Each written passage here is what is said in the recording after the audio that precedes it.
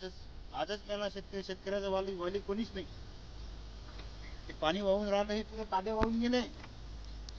ते कांदे पाय कांदे तोंडा एवढं पाणी आहे इथं. ते एक कांदा नाही इथं, सगळे कांदे वाहून गेले. एवढा मोठा प्रपंच चालवा कसा? मुला बळायला खाऊ तरी काय लावलेलं होतं.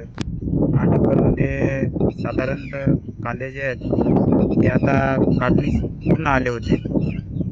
त्यामध्ये हे अवकाळी पाणी आलं काल.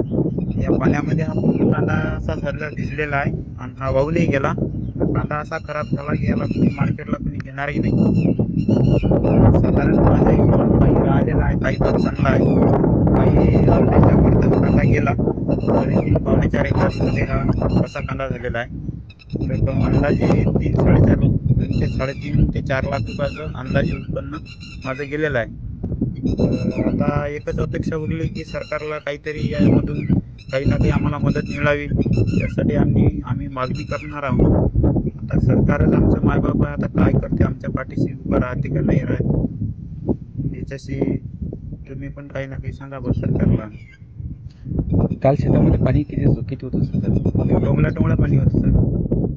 पाणी खूपच आलं, कांदे पूर्ण वाहून गेले. असं काय म्हणजे की आम्हाला इतकं पाणी मजूर लावले होते सगळे, तरी हा कांदा आमच्या सांभाळण्यात गेला नाही. एखाद्यातून काही स्वप्न वगैरे असेल आज? स्वप्न तर खूप होते सर. स्वप्न इतके होते की ते स्वप्न आता अधुरे राहिले. मुलीचं शिक्षण आहे, मुलाचं शिक्षण आहे, त्यामधून काही कॉलेजचं फी आहे, सगळ्या राहिल्या. आता या असा कशा ह्या भागाव याचाच आम्हाला प्रश्न होता.